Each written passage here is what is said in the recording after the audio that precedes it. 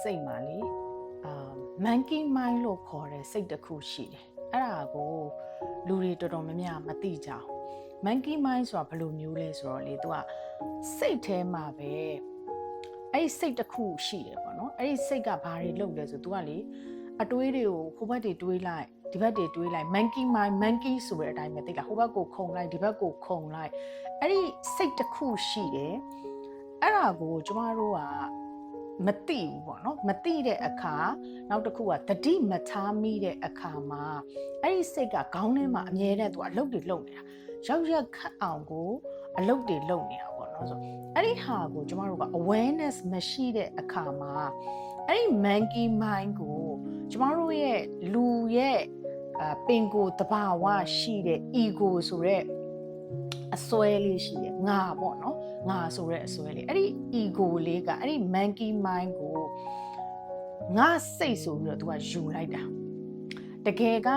ကျမတို့တွေရဲ့စိတ်မဟုတ်ဘူးအဲ့ဒါကစိတ်ရဲ့ pattern တစ်ခုပဲစိတ်ရဲ့အလုံးလုံးတဲ့ function တစ်ခုပေါ့နော်စိတ်ရဲ့အလုံးလုံးပုံတွေကအရန်စမ်းပြရတယ်စမ်းကြည့်တယ်ကျမဒါတွေကိုတရားထိုင်ရင်းနဲ့သိလာတာပေါ့နော်တရားထိုင်ရင်းနဲ့စိတ်ကို observe လုပ်ရင်းနဲ့ကျမကသိလာတာပေါ့နော်စိတ်ကိုစောင့်ကြည့်ရင်းနဲ့သိလာတဲ့အခါမှာဒီ monkey mind ဆိုတဲ့စိတ်ကသူ့ဟာနဲ့သူဟိုဘက်ခုန်လိုက်ဒီဘက်ခုန်လိုက်ဟိုဘက်တွေးလိုက်ဒီဘက်တွေးလိုက်ပြီးရင်သူ့ဟာနဲ့သူစကားတွေပြန်ပြောနေတာ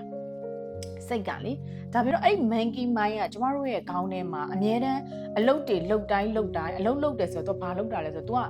तू ကမဟုတ်တဲ့အလုပ်တွေကိုလုပ်တာသိလားရှုပ်ချက်ခတ်တဲ့အလုပ်တွေကိုလုပ်တာအဲ့လိုလုပ်တိုင်းမှာကျမတို့မှာရှိတဲ့ ego က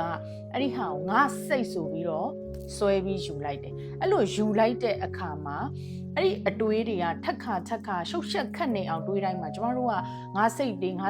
အတွေးတွေဆိုပြီးတော့ပေါင်းဆက်မိသွားတာ ego နဲ့ monkey mind နဲ့ပေါင်းဆက်မိသွားတဲ့အခါမှာ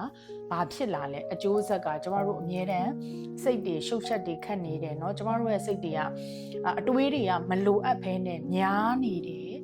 နောက်ဆက်တွဲမှာတဖြည်းဖြည်းနဲ့စိတ်ဖိစီးတာတွေစိတ်တက်ကြတာတွေအလိုမကျတာတွေဖြစ်လာတယ်ဆိုတာဘာကြောင့်လဲဆိုတော့ဇစ်မြစ်တွေအများကြီးရှိတယ်ပေါ့နော်အဲ့ဒီအထက်ကတစ်ခုကဘာလဲဆိုတော့စိတ်ထဲမှာဖြစ်နေတဲ့အဲ့ဒီ monkey mind ကို awareness မရှိတဲ့အခါမှာ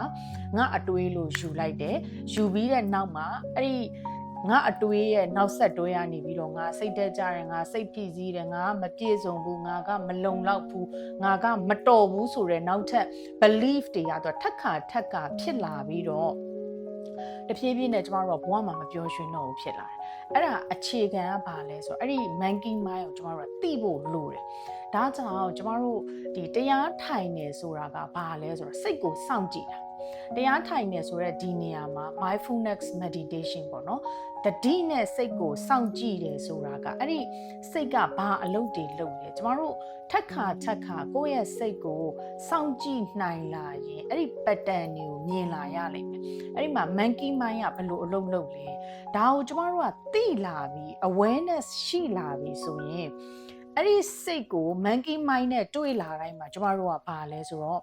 ငါစိတ်ဆိုပြီးတော့ ego နဲ့မယူတော့ဘဲနဲ့ monkey mind ပေါ်လာတိုင်းမှာကျမတို့ meditation တွေလေ့ကျင့်လာတဲ့အတွက်အဲ့မှာ awareness တက်လာတယ်အဲ့ခါမှာ monkey mind ကတော့ထွက်လာပြီပြီးရင်ကျမတို့ကနောက်ဆက်တွဲမှာ choice နှစ်ခုရှိတယ် awareness မရှိတဲ့လူက monkey mind ကိုငါစိတ်လို့ယူမယ်ကျမတို့အခုဒီ mindfulness meditation တွေလေ့ကျင့်လာတဲ့အချိန်မှာ awareness ရှိလာတယ်ဆိုတော့ကျမတို့ပထမ choice ကိုမလုပ်ဘဲနဲ့ဒုတိယ choice ဖြစ်တယ်အဲ့ဒါကိုဘာလုပ်မလဲဆိုရင်အတိအမှတ်ပြုမယ် okay monkey mind တော့တက်လာပြီဒါမဲ့ဒါဒီငါစိတ်မဟုတ်ဘူးเนาะအဲ့တော့ဘာလုပ်မလဲဆိုကျမတို့အဲ့ဒီဟာကိုအတိအမှတ်ပြုမယ်အတိအမှတ်ပြုပြီးတဲ့နောက်မှာဒီဟာကိုကျမတို့ကအတိအမှတ်ပြုလိုက်တာနဲ့တပြိုင်နက်တည်းမှာအဲ့ဒီစိတ်လေးကပျောက်သွားတယ်စိတ်ရဲ့အလုပ်လုပ်ပုံကလေawareness မရှိရင်ငါစိတ်လို့ယူတယ် awareness ရှိလိုက်တဲ့အခါမှာဒါသည်ငါစိတ်မဟုတ်ဘူးစိတ်ရဲ့ pattern တစ်ခုဖြစ်တယ်ဆိုတာကိုအတိအမှတ်ပြုလိုက်တာနဲ့တပြိုင်နက်တည်းအဲ့ဒီစိတ်ကအာလျော့သွားတယ်ဒါကစိတ်ရဲ့အလုပ်လုပ်ပုံဖြစ်တယ် ဒါကြောင့်ကျမတို့ကစိတ်ဆိုတာအမြဲတမ်းရှုပ်ရှက်ခတ်နေတဲ့စိတ်တွေကိုရှင်းဖို့ဆိုရင်တစားချင်းစီဆွဲထုတ်ပြီးရှင်းဖို့ဆိုရင်စောင့်ကြည့်ယုံကနေလွဲပြီးတော့တခြားနည်းလမ်းမရှိဘူးအဲ့တော့ကျမတို့စိတ်ကိုစောင့်ကြည့်ဖို့လိုတယ်ဘာတွေတွေးနေလဲเนาะကိုယ်စိတ်မှာဘာပတန်နေရှိလဲဒါတွေကိုစောင့်ကြည့်ဖို့ဆိုတော့ကျမတို့ meditation ဒီအကောင်းဆုံးနည်းလမ်းဖြစ်တယ်ဆိုတော့အဲ့ဒါကျမတို့မနက်ဖြန်မှာ mindfulness meditation 9 ရက်စပြီးတော့ကျမတို့တူတူကျင့်မယ်ပေါ့နော်ညဘက်တိုင်းမှာကျင့်မယ်ဆိုတော့ဒီစိတ်အကြောင်းတွေကိုစိတ်ဝင်စားတယ်ပြီးတော့ကိုယ့်ရဲ့ဘဝထဲမှာဖြစ်နေတဲ့